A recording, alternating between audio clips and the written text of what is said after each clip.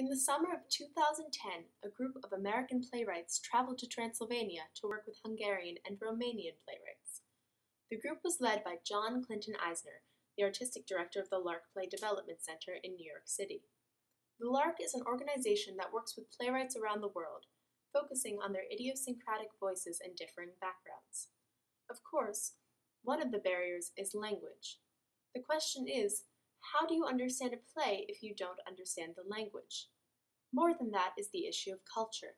If you understand the language of a play but not the culture, it doesn't make a difference. That is why the Lark traveled to work with the Theater University and Ariel Theater in Transylvania.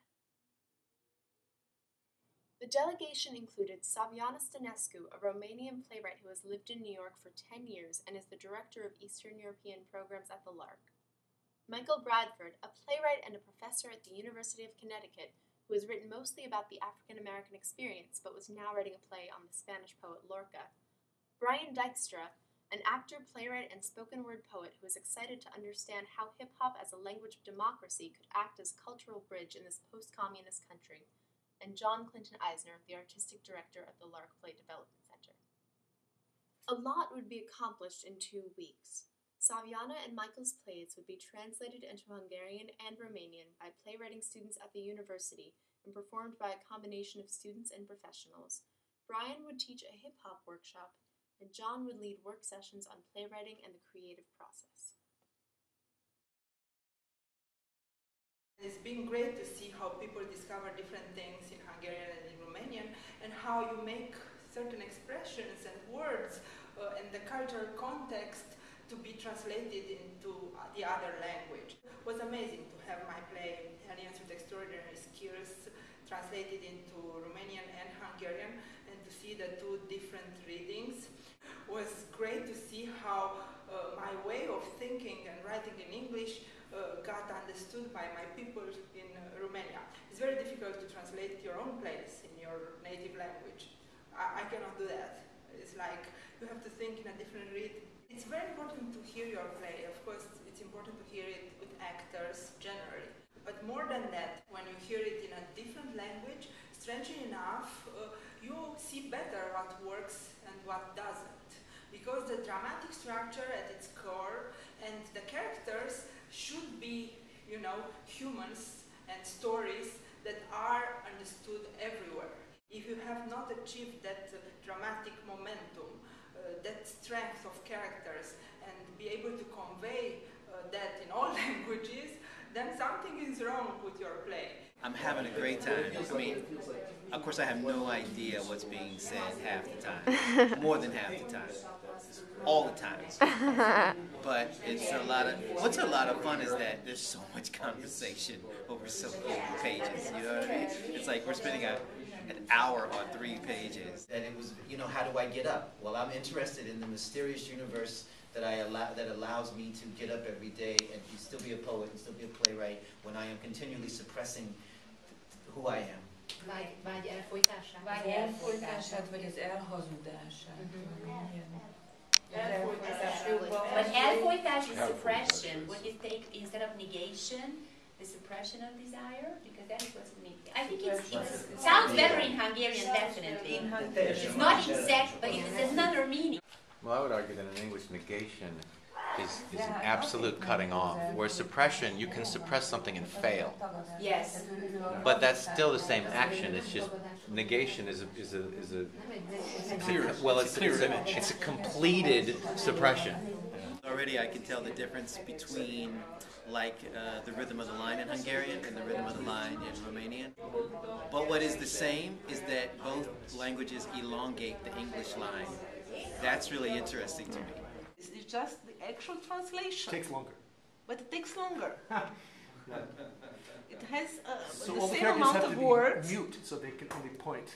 Yes, I felt the need to do more than translate, to adapt, because if I do only translation and the goal is to be accurate with the English version, this play will be about 12 pages more, at least, to say the same thing in Romania, and to be clear. So even the fact But that in the English Romanian it's very clear. translation has only 2 pages more than the English original is quite an accomplishment.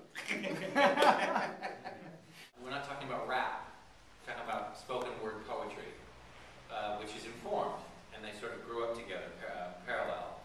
Music got more famous because music has that way of reaching people on a wider, over the radio, music videos. And the poetry stayed in poetry clubs.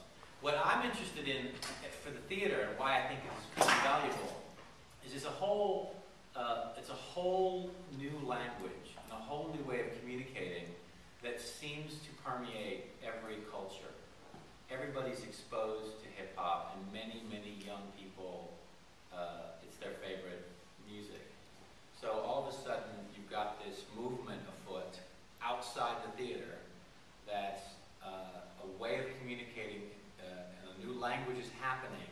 And in my play in Alias, it was so much fun actually to realize that now I know so well the American slang, and I didn't have a clue about what's the new slang in Romania. So I learned from those students all kind of new things, like what's cool in the youth language over there in Romania. And I was like, oh my God, I've been away for 10 years and I don't know the new slang anymore. So it was so cool to learn how people talk now.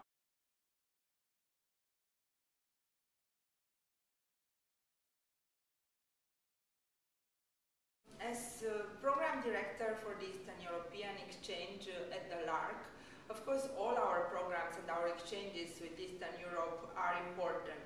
But this Transylvania camp is really special. That cultural space is unique, and especially in Transylvania, to see for the first time Hungarian and Romanian artists really working together, in many cases on our place, the American place, was really something special. And actually what's really important about this program is that it was just the first step. It's sustainable and it's continuing. We always try to, with the Lark team, to bring over there people that are very different in terms of religion, color, sexual orientation. And I feel that a country like Romania benefits enormously from that.